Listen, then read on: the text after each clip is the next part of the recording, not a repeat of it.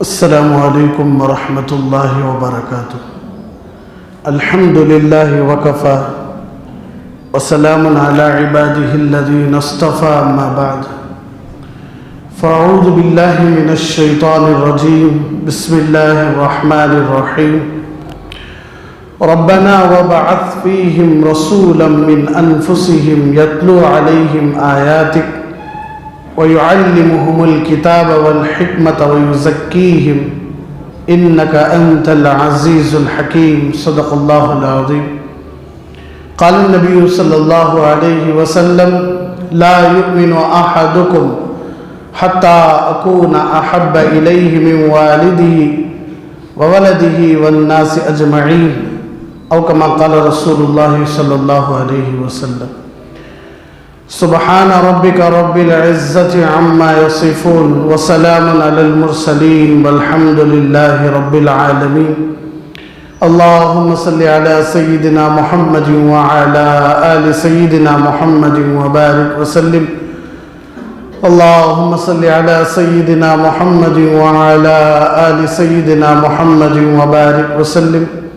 اللهم صل على سيدنا محمد وعلى آل سيدنا محمد وبارك وسلم.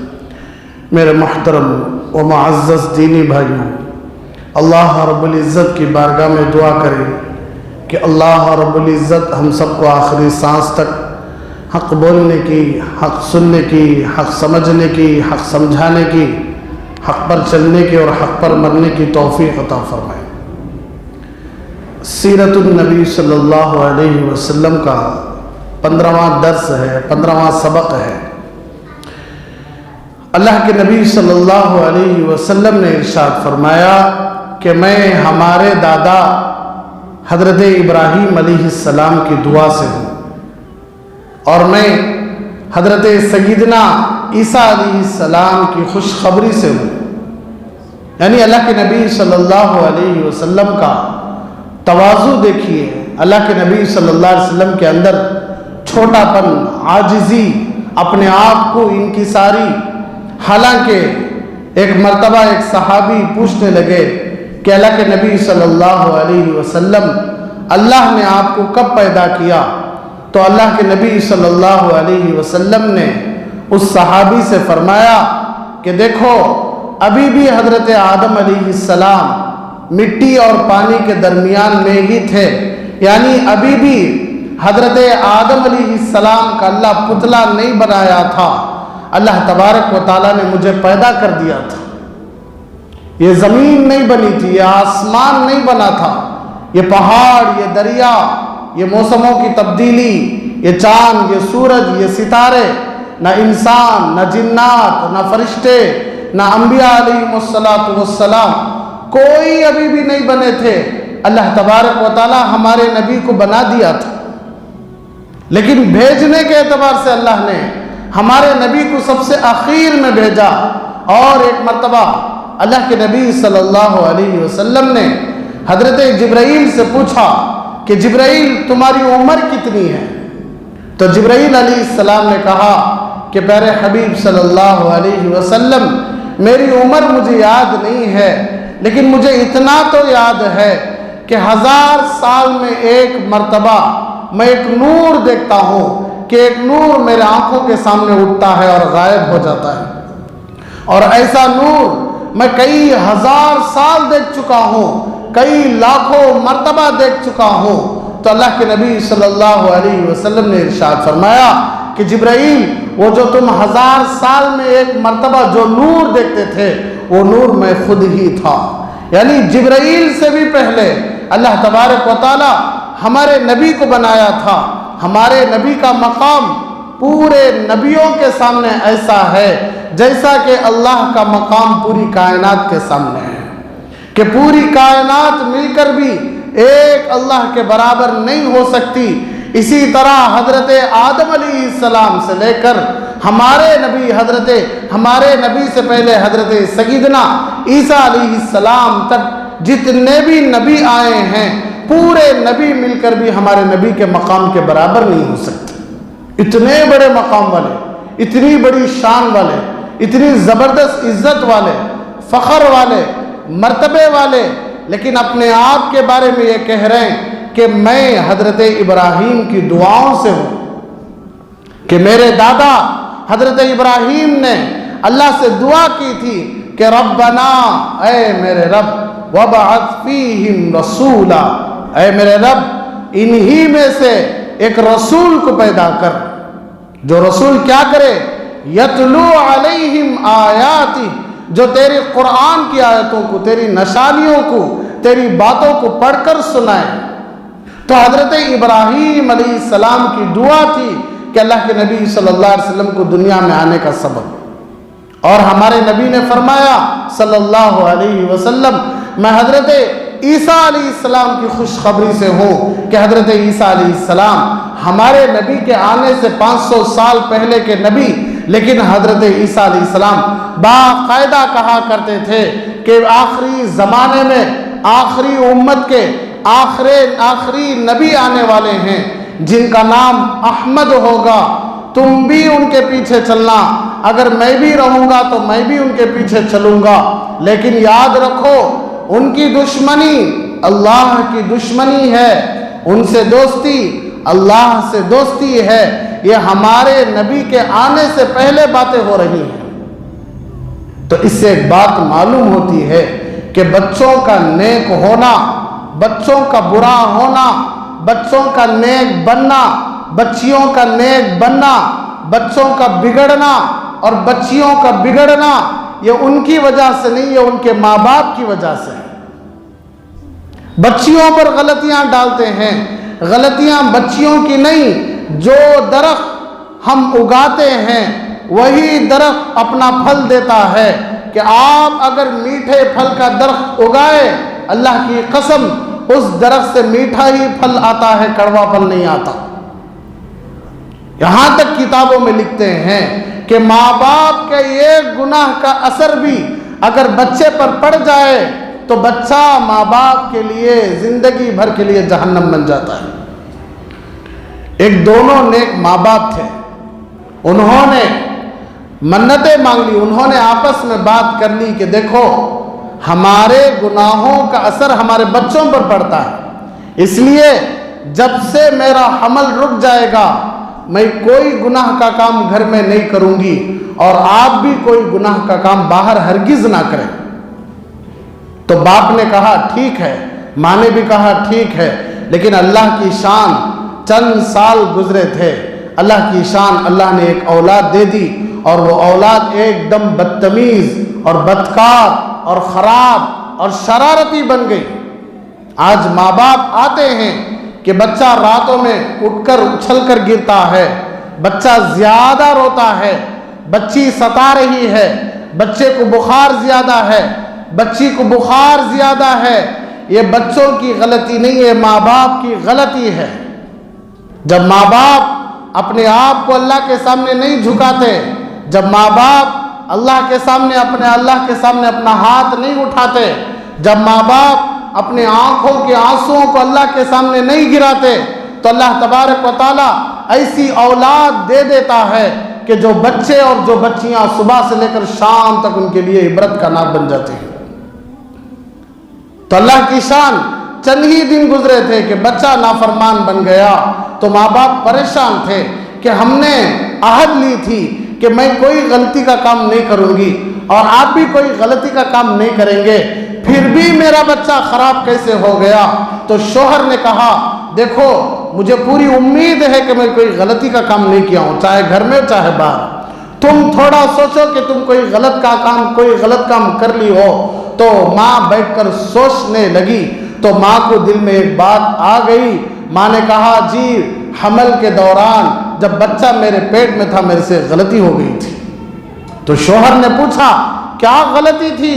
تو وہ عورت کہنے لگی ہمارے بازو کا جو گھر ہے اس گھر والوں کا ایک آم یا جام کا درخت ہے، اس کی ایک ڈھالی ہمارے دیوار کے اندر جھانکتی ہے، تو اس درخت کی ڈھالی سے ایک پھل نیچے گر گیا تھا، میں مالک کی اجازت کے بغیر اٹھا کر کھا لیا، مالک کی، اس اونر کی اجازت کے بغیر۔ اسی لیے شریعت کا مسئلہ ہے کہ کوئی بھی پھل اور درخت پر لگ کر ہو، اسے مالک کی اجازت کے بغیر توڑ کر کھانا حرام ہے۔ اگر وہ پھل نیچے گر جائے، درخت سے نیچے گر جائے، سڑنے کی امید ہو، تو وہ پھل کو اٹھا کر کھا لینے سے اللہ تبارک و تعالیٰ اس مالک کو ثواب بھی دیتے ہیں۔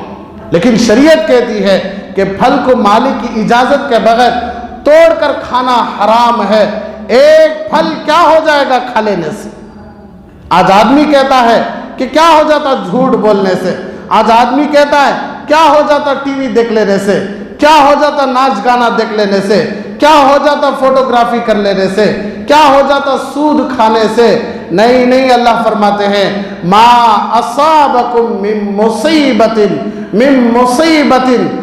مصیبت۔ عربی کا قاعدہ ہے کہ تنوین جہاں آتی ہے وہاں عام لفظ بولا جاتا ہے۔ اللہ فرماتے ہیں کوئی بھی مصیبت، چاہے وہ تمہاری بیماری ہو، چاہے وہ تمہارے بیپار میں ہو، چاہے وہ تمہارے گھروں میں نقصان ہو، چاہے بچیوں کے طلاق ہو، چاہے بچوں کے جھگڑے ہو، چاہے تمہارے بھائی بہنوں کے پراپرٹیاں کی لڑائیاں ہو، کوئی بھی مصیبت اللہ فرماتے ہیں کسی کے جادو کرنے کی وجہ سے نہیں آتی، کسی کے بددعا دینے کی وجہ سے نہیں آتی، کسی کے برا چاہنے کی وجہ سے نہیں آتی۔ اللہ فرماتے ہیں ما اصابکم من مصیبت، میرے اللہ کا قانون ہے، آپ مانو یا نہ مانو، میرا اللہ فیصلہ کر دیا ہے، یہ بات ہو کر رہے گی۔ اللہ کہتے ہیں کوئی بھی مصیبت تمہارے اوپر آتی ہے تو تمہارے غلط کاموں کی وجہ سے آتی ہے۔ سب سے بڑا غلط کام نماز چھوڑنا ہے۔ چلو نماز اللہ کا حق ہے، اللہ چاہے تو اپنے بندوں کو معاف کر سکتے ہیں۔ سب سے بڑا غلط کام روزہ چھوڑنا ہے، چلو اللہ کا حق ہے، اللہ چاہے تو معاف کر سکتے ہیں، اللہ کریم ہے، اللہ کبھی بھی پکڑ نہیں کرتے۔ سب سے بڑا گناہ کا کام مالدار ہونے کے باوجود بھی سال میں ایک مرتبہ زکوٰۃ نہیں دینا ہے، چلو اللہ معاف کر دیتے ہیں اگر چاہے تو۔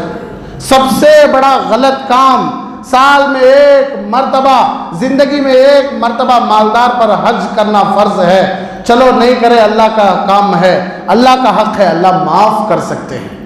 لیکن ان گناہوں پر، ان کے چھوڑنے کی وجہ سے، ان کے نہ کرنے کی وجہ سے ہمارے اوپر اتنی اللہ کی مصیبتیں نہیں آتی، اس لیے کہ آج ہر آدمی علم سے دور ہے۔ نماز پڑھتا ہے لیکن نماز میں پہلے کیا پڑھنا، بعد میں کیا پڑھنا، رکوع کیسے کرنا، سجدہ کیسے کرنا، اتحیات کیا ہے، درود شریف کیا ہے، دعائے معصورہ کیا ہے۔ دشمن نے، اسلام کے دشمنوں نے ہمارے اوپر، ہمارے بچوں کے اوپر ایسے حملے کر دیے، ایسا ہمیں بزی رکھ دیے کہ ہم ایک دوسرے میں لڑتے رہے، ہمیں اللہ اور اللہ کے رسول کی بات تک یاد نہیں رہی۔ اللہ اور اللہ کے رسول صلی اللہ علیہ وسلم معراج میں جو بات کر لیے تھے وہی بات تو ہے التحیات للہ والصلوات والطیبات۔ کیا پیارے جملے میرے نبی نے اللہ کے سامنے کھڑے ہو کر کہے تھے، لیکن افسوس ہے کہ مسلمان کو یہ جملے بھی یاد نہیں ہیں۔ کیوں؟ لڑائیاں، دشمنیاں، نفرتیں، عداوتیں، جھگڑے، 24 گھنٹے ایک دوسرے کے بارے میں برا بولتے رہو، برا کرتے رہو، دھوکہ دیتے رہو، جھوٹ بولتے رہو۔ اللہ کے نبی صلی اللہ علیہ وسلم نے ارشاد فرمایا اے میری امت، میں چھوڑ کر جا رہا ہوں، اب میں قیامت تک نہیں، میدان حشر میں ہی ملوں گا۔ اے میری امت، ایک دوسرے کو قتل نہ کرنا، ایک دوسرے کے اوپر تلوار نہ اٹھانا، ایک دوسرے کا کالر نہ پکڑنا، ایک دوسرے کی عزتوں کو نہ اچھالنا، ایک دوسروں کے مالوں کو نہ کھانا۔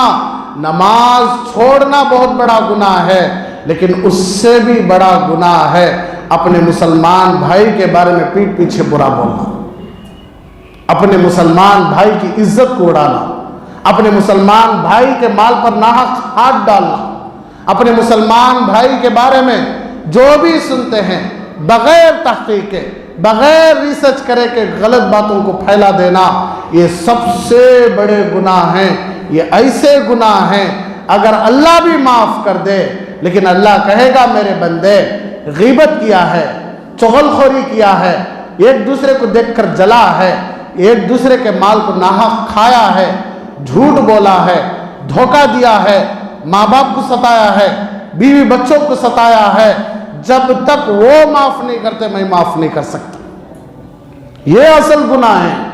आज हम गुनाह नमाज छोड़ने वाले को गुनहगार समझ रहे हैं, लेकिन उसके साथ बैठकर चाइयां पीते हैं, उसके साथ बैठकर दस्तरखान शेयर करते हैं, उसके साथ बैठकर रात के 11-11 तक गपशप लगाते हैं, जो अपनी जबान को मुसलमान के नाम से गंदी कर रहा है। अल्लाह के नबी सल्लल्लाहु अलैहि वसल्लम ने इरशाद फरमाया, बोलने वाले को उतनी सजा नहीं जितना सुनने वाले को सजा है। बोलने वाला इसलिए बोल रहा है कि आप बैठकर सुन रहे हैं, इसलिए इतना बड़ा गुनाह। तो अल्लाह के नबी सल्लल्लाहु अलैहि वसल्लम ने इरशाद फरमाया कि अल्लाह फरमाते हैं तुम्हारे ऊपर जब तक तुम गुनाह नहीं छोड़ोगे अल्लाह की मुसीबतें आती रहेंगी, अल्लाह की मुसीबतें आती रहेंगी, अल्लाह की मुसीबतें आती रहेंगी। जब तुम अल्लाह के लिए गुनाह छोड़ोगे, गलत कामों को छोड़ोगे, मुसलमानों को साथ दोगे, मुसलमान एक बन के रहोगे, तो अल्लाह की कसम दुनिया की कोई भी ताकत तुम्हारा कुछ नहीं कर सकती। आज लोग कहते हैं एक से क्या हो सकता है, पूरा गांव मिलना जरूरी है, ये शैतान ने धोखा डाल दिया। अल्लाह फरमाते हैं चराग से चराग जलता है, जब एक चराग जल जाता है उसी चराग से हम बहुत सारे चराग जला सकते हैं। कोई एक अल्लाह का बंदा, कोई एक नबी का उम्मती सच्चे दिल से खड़ा हो जाए कि कुछ भी हो जाए मैं झूठ नहीं बोलूँगा, कुछ भी हो जाए मैं धोखा नहीं दूंगा, कुछ भी हो जाए मैं मेरे अल्लाह और अल्लाह के रसूल के नाम को नीचे गिरने नहीं दूंगा। अल्लाह की कसम, अल्लाह उसी के जरिए पूरे गांव को नहीं पूरी दुनिया को भी रोशन कर सकते हैं, और अल्लाह ने करके भी दिखाया। मोहम्मद बिन कासिम रहमतुल्लाहि अलैह अल्लाह के नबी सल्लल्लाहु अलैहि वसल्लम के ख़ानदान के बच्चे हैं। जब हिंदुस्तान में हमारी माओं पर, हमारी बहनों पर बहुत ज़्यादा जुल्म हो रहा था, बहुत ज़्यादा गैर मुस्लिम हमारी माँ बहनों की इज्जतों पर हाथ डाल रहे थे, जब मुसलमानों को सता रहे थे, तो हिंदुस्तान की बच्चियाँ अरब को ख़त लिखी। उस वक्त अरब का बादशाह था हज्जाज बिन यूसुफ। हज्जाज बिन यूसुफ को ख़त लिखी। हज्जाज बिन यूसुफ फौरन रात में उठकर बैठने लगा और उसे आवाज़ें सुनाई दी, तो दूसरे दिन ख़त आया, ख़त पढ़ने लगा। हिंदुस्तान की माँ बहनें मुझे पुकार रही हैं, मेरे नबी की उम्मत मुझे पुकार रही है। इतना बड़ा जालिम हज्जाज बिन यूसुफ, इससे बड़ा जालिम तारीख का कोई आदमी नहीं गुजरा। कई हजार सहाबा को शहीद कर दिया था, कई बड़े बड़े अल्लाह वालों को शहीद कर दिया था। लेकिन उस जालिम का एक नेकी का काम यह है कि हम जो कुरान पढ़ते हैं वो कुरान में ज़बर ज़ेर पेश लगाने वाला वही था। हमारे नबी ने फरमाया कि एक जालिम, हम नहीं, अल्लाह वाले फरमाते हैं कि एक जालिम ऐसा आने वाला है हज्जाज बिन यूसुफ जिसका जुल्म पूरी दुनिया देखेगी। इतना बड़ा जालिम था कि एक मर्तबा काबतुल्लाह का तवाफ कर रहा था, एक अंधे आदमी को देखा कि अंधा आदमी काबतुल्लाह के कपड़े को पकड़कर रो रहा था और कह रहा था कि अल्लाह मुझे माफ़ कर दे, ऐ अल्लाह मुझे माफ़ कर दे, अगर तू मुझे माफ़ कर दिया है तो मेरी आंखें मुझे वापस कर दे। तो वह हज्जाज बिन यूसुफ तवाफ कर रहा था, बादशाह था, पूरे अरब का बादशाह था, पूरी आधी दुनिया से ज़्यादा हुकूमत उसके हाथ में थी। जब वो तवाफ करता करता जब उस अंधे की दुआ सुना तो उसके 3 चक्कर बाकी थे, 4 चक्कर लगा लिया था। उस अंधे के पास आकर कहने लगा, देख मेरे 3 चक्कर हैं, जब तक मेरे 3 चक्कर पूरे नहीं हो जाते तब तक तेरी दुआ कबूल भी हो जाना है और तुझे आंखें भी आ जाना है, वरना मैं तेरी गर्दन उड़ा दूंगा। जब इतना ही बोलना था कि वो इतना जोर जोर से रोने लगा, इतना गिड़गिड़ा कर रोने लगा, अल्लाह की कसम किताबों में लिख कर है कि हज्जाज के 7 तवाफ पूरे नहीं हुए थे, अल्लाह ने उसकी आंखें वापस कर दी। تو حجاج بن یوسف نے فوراً اس سے کہا کہ دیکھ تو جو رو رہا تھا وہ منہ سے رو رہا تھا، آنکھوں سے رو رہا تھا، دل سے نہیں رو رہا تھا۔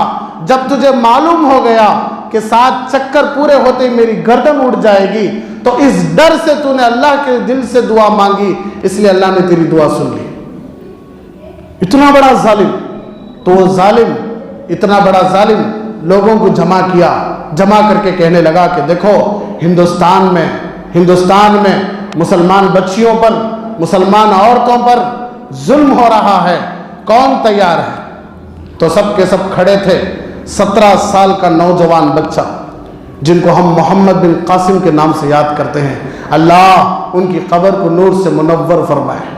پورے ہندوستان میں امن کو لانے والے، پورے ہندوستان میں سلامتی کو لانے والے، پورے ہندوستان میں مسلمانوں کو آزادی کے ساتھ جینے کا حق لے کر آنے والے محمد بن قاسم 17 سال کے نوجوان بچے تھے۔ آج 17 سال کا نوجوان بچہ اپنی جوانی کہاں ضائع کر رہا ہے؟ آج 17 سال کا نوجوان بچہ بس ایک چھوٹے سے چھوٹے دکان کھول رہے ہیں، نہ دنیا میں آگے بڑھنے کا شوق ہے، نہ دین میں آگے بڑھنے کا شوق ہے۔ اللہ کے نبی صلی اللہ علیہ وسلم نے ارشاد فرمایا، خوب دنیا بھی کماؤ، خوب آخرت بھی بناؤ، لیکن دنیا سے زیادہ آخرت بناؤ۔ لیکن ہمارے پاس نہ دنیا ہے نہ دین ہے، دو بھی چلے گئے ہمارے سے۔ 17 سال کا بچہ کھڑا ہوا، چچا جان میں جانے کے لیے تیار ہوں۔ تو حجاج بن یوسف نے کہا بیٹا ہندوستان ہے، ہمت ہونی ہے، تو 17 سال کا بچہ ہے۔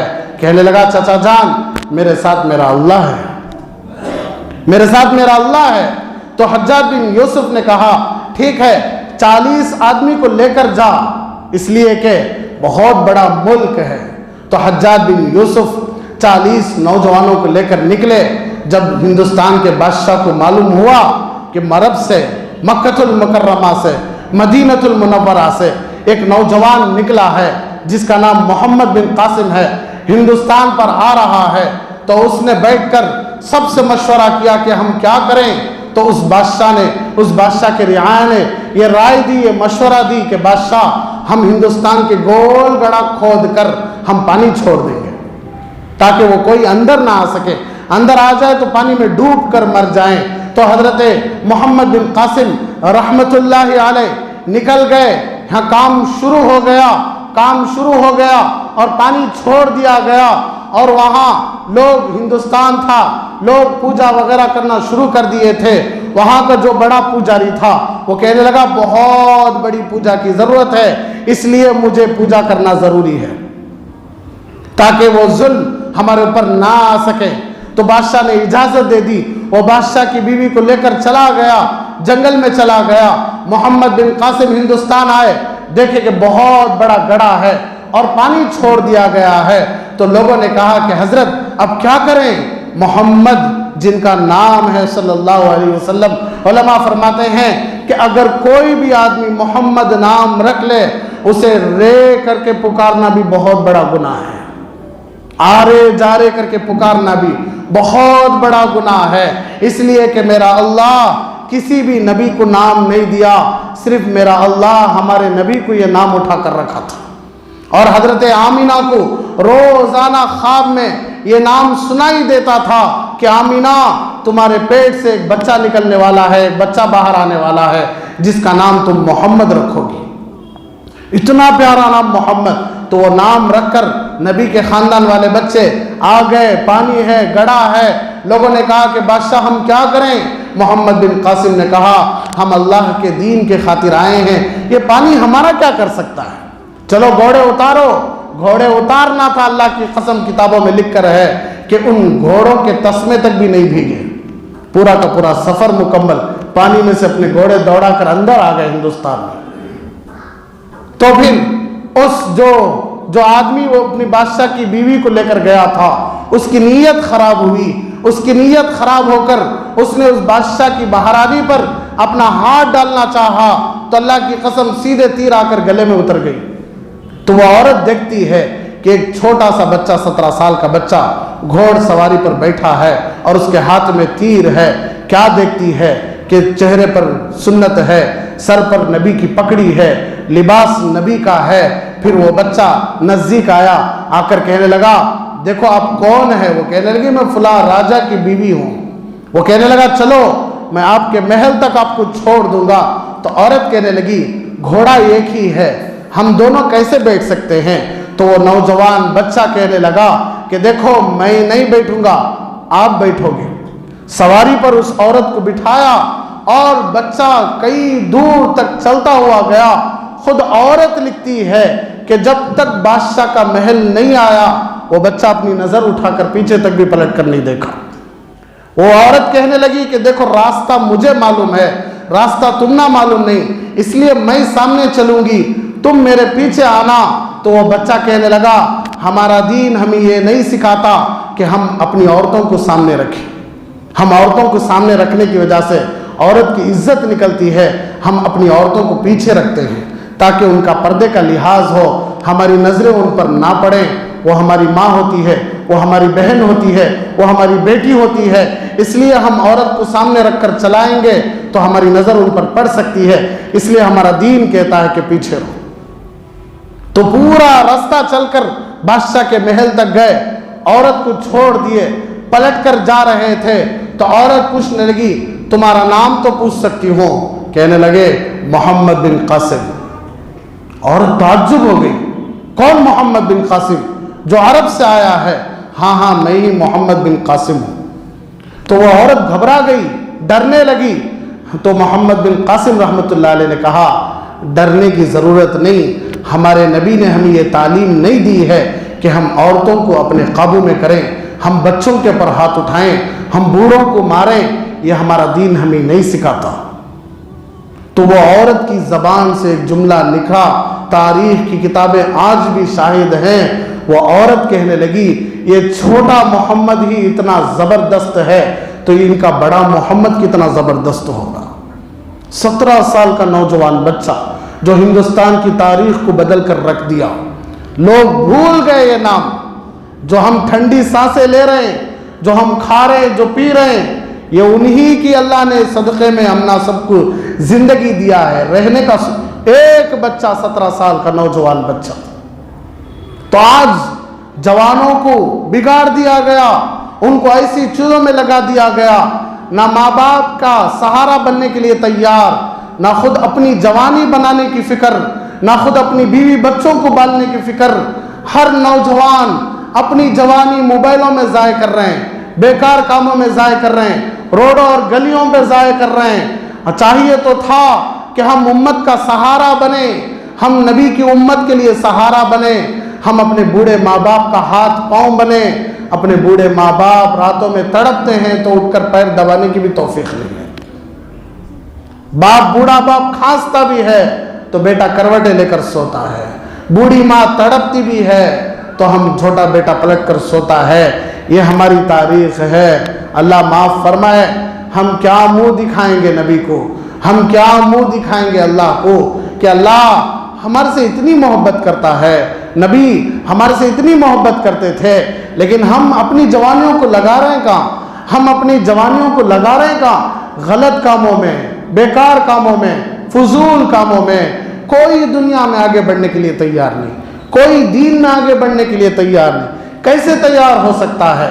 ہمارا پورا کا اوپر ہمارے اوپر جو قبضہ ہے وہ غیروں کا ہے، ہم غیروں کی ماتحتی میں آ گئے۔ اسی لیے اللہ فرماتا ہے میرا قانون قیامت تک ہے، قیامت تک ہے کہ جو کوئی بھی بندہ میرے سے ڈر کر زندگی گزارے گا میں اسے اتنا بڑا بلند مرتبہ دوں گا کہ پوری دنیا صرف دیکھتی رہ جائے۔ یہ باتیں نہیں، یہ میرے اللہ کے نکلے ہوئی باتیں ہیں، یہ میرے نبی کی زبان سے نکلے ہوئے باتیں ہیں جو پوری ہو کر رہنے والی ہیں۔ اس لیے بچوں کے بگڑنے کا سبب یہ خود ماں باپ بنتے ہیں۔ اس لیے علماء کہتے ہیں کہ بچوں کے سدھار کے لیے ماں باپ کو کب تک رونا چاہیے؟ تو علماء لکھتے ہیں کہ مرتے دم تک اپنے بچوں کے لیے روتے ہی رہنا ہے، روتے ہی رہنا ہے کہ اللہ میرے بچوں کو نیک بنا، اے اللہ میرے بچوں کو نیک صالح بنا، متقی بنا، آنکھوں کی ٹھنڈک جیسی اولاد بنا۔ کئی سارے نمازی، کئی سارے حاجی، کئی سارے زکوٰۃ دینے والے، حج کرنے والے، تہجد پڑھنے والے، آج بھی ایسے آپ کو پوری دنیا میں مل جائیں گے جن کے اخلاق اچھے نہیں ہیں، جن کی عادتیں اچھی نہیں ہیں۔ اسی لیے اللہ کے نبی صلی اللہ علیہ وسلم نے ارشاد فرمایا بعثت لأتمم مکارم الاخلاق، میں پورے اچھے اخلاق کو پھیلانے کے لیے بھیجا گیا ہوں۔ کتنے دن جی لو گے؟ زیادہ سے زیادہ 40 سال یا 50 سال یا 60 سال یا 100 سال، اس کے بعد کیا ہے؟ چھوٹی زندگی ہے، بہت چھوٹی زندگی ہے، چند صبحیں چند شامیں ہیں، بڑھاپا جوانی کو کھا جاتا ہے، اور جسم کی انتڑیاں ہماری طاقتوں کو کھا جاتی ہیں، ہمارے سفید بال ہمارے صبح و شام کی تاریخوں کو کھا جاتی ہیں۔ جو طاقتیں آج لے کر ہم بیٹھے ہیں، یہ طاقتیں چند سال کے بعد کچھ بھی نہیں ہیں۔ جو ہمارے پاس ہے وہ سب کچھ ختم ہونے والا ہے، لیکن وہ لوگ زندہ رہیں گے، وہ لوگوں کا نام زندہ رہے گا، وہ لوگوں کے قصے زندہ رہیں گے جو اللہ کے لیے جیتے تھے اور اللہ کے لیے مرتے تھے۔ محمد بن قاسم، جن کا نام میں ابھی لیا، کوئی ہمارے 100-200 سال پہلے کے نہیں، قریب تقریباً 1000 سال پہلے کے تھے محمد بن قاسم، جن کا نام میں رام سمودرم کی جامعہ مسجد میں بیٹھ کر لے رہا ہوں۔ لیکن وہ لوگ صرف جگہ بدلتے ہیں، دنیا چھوڑ کر قبر میں جاتے ہیں، لیکن اللہ قیامت تک ان کے نام زندہ رکھتا ہے۔ اسی لیے اللہ فرماتا ہے وَلَا تَقُولُوا فِي سَبِيلِ اللَّهِ أَمْوَاتًا بَلْ أَحْيَاءٌ وَلَكِنْ لَا تَشْعُرُونَ۔ جو اللہ کے لیے مر جاتے ہیں، جو نبی کے لیے مر جاتے ہیں، دین کے لیے مر جاتے ہیں، وہ صرف جگہ بدلتے ہیں، لیکن ان کا نام زندہ رہتا ہے، ان کے کام زندہ رہتے ہیں، ان کی شخصیت زندہ رہتی ہے، ان کی تعریفیں زندہ رہتی ہیں۔ اسی لیے ایک اچھے انسان بننے کی ضرورت ہے، ایک اچھے امتی بننے کی ضرورت ہے۔ یہاں فخر نہیں ملا، یہاں عزت نہیں ملی، یہاں شان نہیں ملی، کوئی پرواہ نہیں، لیکن اللہ تبارک و تعالی میدان حشر میں پوری انسانیت کے سامنے شان دلانے والا ہے، فخر دلانے والا ہے، عزتیں دینے والا ہے۔ تو ماں باپ اپنے بچوں کے لیے فکر کریں، اپنے بچوں کے لیے رویا کریں۔ عبداللہ بن مبارک رحمۃ اللہ علیہ، جن کے نانا بہت بڑے بادشاہ تھے، لیکن نواسہ ایک ہونے کی وجہ سے پوری کی پوری وراثت ان کے نانا نے اپنی بیٹی کے نام لکھ دی۔ تو نواسہ اپنے نانا کی جائیداد لے کر خوب مزے اڑاتا تھا۔ عبداللہ بن مبارک جتنے بڑے محدث گزرے ہیں، اللہ اکبر، ان کے ایک سبق میں تقریباً 10,000 طلبہ بیٹھ کر حدیث پڑھتے تھے۔ اتنے زبردست حدیث کے استاذ گزرے عبداللہ بن مبارک رحمۃ اللہ علیہ، لیکن ان کی جوانی اللہ اکبر اتنے مزے والے تھے، اتنے عیاش تھے۔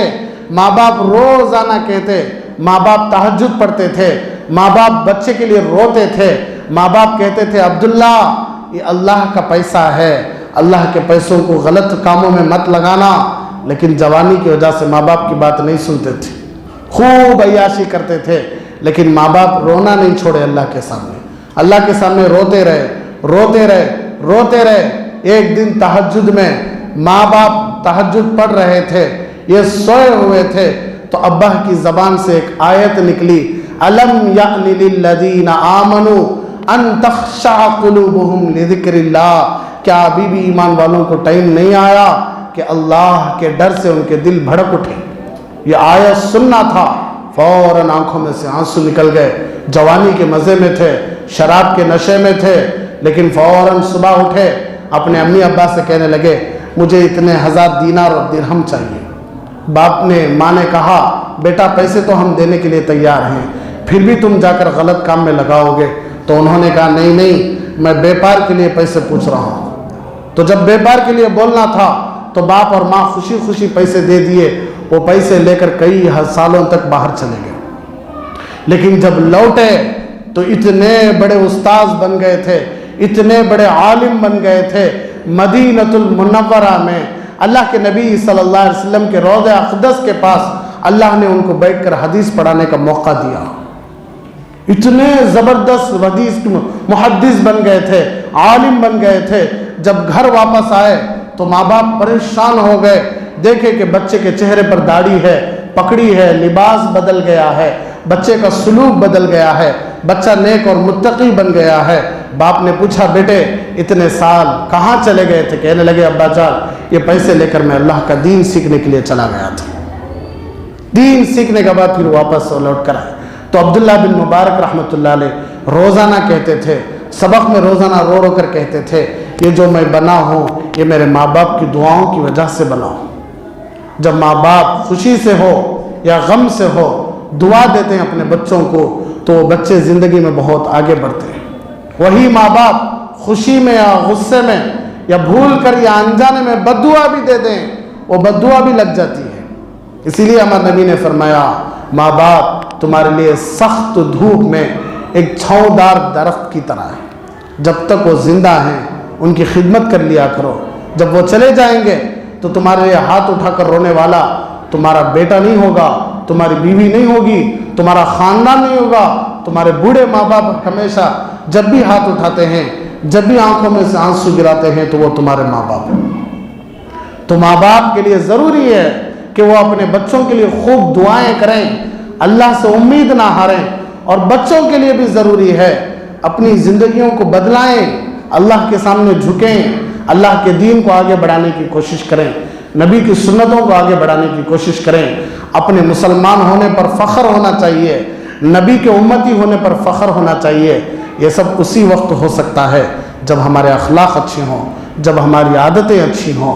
तो सबसे बड़ा गुनाह ये नहीं कि हम नमाज छोड़ दें, ये भी गुनाह है, लेकिन सबसे बड़ा गुनाह है कि किसी मुसलमान की इज़्ज़तों को उछाला जाए, किसी मुसलमान के नाम को ख़राब किया जाए, किसी मुसलमान के माल पर नाहक हाथ डाला जाए। ये ऐसे गुनाह हैं, अल्लाह अकबर, इसकी जो सज़ाएं हैं हम ज़बानों से नहीं बोल सकते। इसलिए हर मुसलमान इसकी फ़िक्र करें, अपने आप को अल्लाह से डरते हुए ज़िंदगी गुजारें। ऐसे लोगों के साथ हरगिज़ मत बैठें, ऐसे लोगों के साथ अपना वक्त हरगिज़ ना गुजारें जो 24 घंटे दूसरों के बारे में बोलते रहते हैं। ऐसे लोगों की मजलिसों से भी बचें, बोलने वालों से, सुनने वालों से। सबसे मेरी गुजारिश है कि हम मुसलमान हैं, हम अल्लाह के बंदे हैं, नबी के उम्मती हैं, हम सब एक हो जाएंगे इंशाअल्लाह तो अल्लाह की मददें ज़रूर आएंगी। अल्लाह हमारे बारे में बहुत आगे, अल्लाह हम सबको बहुत आगे बढ़ाएगा। इसलिए हम अपने बच्चों के बारे में, मुसलमानों के बारे में फ़िक्र करते रहें, रोते रहें, अल्लाह से दुआएं करते रहें। जब तक हम दुआएं करते हैं उम्मीद हारने की ज़रूरत नहीं। इसलिए हदीस में है कि बंदा जैसा गुमान करता है अल्लाह फ़ैसला भी वैसा करते हैं। बंदा जब तक ये कहता रहता है कि मेरी दुआ कबूल हो रही है, मेरी दुआ कबूल हो रही है, तो अल्लाह उसकी दुआ कबूल करते रहते हैं। लेकिन जब बंदा ये कह देता है कि मेरा अल्लाह मेरी दुआ कबूल नहीं कर रहा है, तो अल्लाह उसी वक्त उसकी दुआ को कबूल करना भी छोड़ देते हैं। इसलिए अल्लाह के बारे में गुमान अच्छा रखें, अपने बच्चों के बारे में फ़िक्र करते रहें। इसीलिए अल्लाह के नबी सल्लल्लाहु अलैहि वसल्लम ने इरशाद फरमाया कि मैं हमारे दादा हज़रत इब्राहीम की दुआ की बरकत से हूँ। इतने बड़े नबी होकर भी हमें एक पैगाम दिया कि तुम चाहे कुछ भी आगे बढ़ो, लेकिन वो तुम्हारे माँ बाप की दुआओं की वजह से है। ये तुम्हारे टैलेंट की वजह से, तुम्हारे फ़ख्र की वजह से, तुम्हारी ताकत की वजह से, तुम्हारी शान की वजह से नहीं। बेटा जितना भी आगे बढ़ जाए उसमें ज़रूर माँ बाप का दुआ का असर है। जब तक माँ बाप की दुआ नहीं तब तक बेटा आगे नहीं बढ़ सकता। और माँ बाप भी अपने बच्चों की इज्जत किया करें और इसी तरह अपने आप को ज़िक्रों में मशगूल रखा करें। पिछले 2 जुमा से भी कह रहा था कि जज़ल्लाहु अन्ना मुहम्मद अल्लाहु अहलुहु सल्लल्लाहु अलैहि वसल्लम पढ़ लिया करें। लेकिन उसके साथ साथ और एक तस्बीह है जो कायनात का ज़र्रा ज़र्रा, यहाँ तक कि जो हम लिबास पहने ये भी वो तस्बीह पढ़ते हैं। जिस मुसल्ले पर आप बैठें ये भी वो तस्बीह पढ़ते हैं। दरख्त, पत्थर, दरिया, चाँद, सूरज, सितारे, फरिश्ते, हमारे नबी ने फरमाया पूरी कायनात यही जिक्र करती है। अल्लाह के नबी सल्लल्लाहु अलैहि वसल्लम से पूछा गया हुजूर वो जिक्र क्या है, तो हुजूर सल्लल्लाहु अलैहि वसल्लम फरमाया कलिमतानी हबीबतानी इलर रहमान, अल्लाह को 2 जिक्र सबसे ज़्यादा पसंद है। सकीलतानी फिल मीज़ान, नेकियों के तराजू में बड़े वज़नदार हैं। खफीफतानी अलल लिसान, ज़बान पर बहुत हल्के हैं, हर आदमी पढ़ ले सकता है। तो हुजूर सल्लल्लाहु अलैहि वसल्लम फरमाया सुबहानल्लाहि व बिहम्दिही, सुबहानल्लाहि व बिहम्दिही, सुबहानल्लाहिल अज़ीम। ये 2 जिक्र ऐसे हैं कि कायनात का ज़र्रा ज़र्रा ये तस्बीह पढ़ता है, लेकिन हमें सुने नहीं आता। ہاں یہاں تک کہ ہمارا لباس بھی یہ ذکر پڑھتی ہے، اس لیے اس ذکر کو بھی پڑھنے کی عادت ڈالیں۔ استغفر اللہ صلی اللہ علیہ وسلم، جز اللہ عنا محمد اللہ علیہ صلی اللہ علیہ وسلم، سبحان اللہ وبحمدہ سبحان اللہ العظیم۔ ان ذکروں کو اپنی عادت بنائیں انشاءاللہ۔ اللہ کی ذات سے امید ہے کہ اللہ ہمارے دلوں کو نرم بنائے گا، اللہ ہم سب کو ایک بنائے گا، اللہ ہم سب کو آخری سانس تک سچے پکے مسلمان بن کر جینے کی اور مرنے کی توفیق عطا فرمائے۔ آمین وآخر دعوانا الحمدللہ رب العالمین۔ بڑا سنگم ہے یہ علم اور انوار نبوت کا، یہاں سے فیض ملتا ہے شریعت کا، طریقت کا۔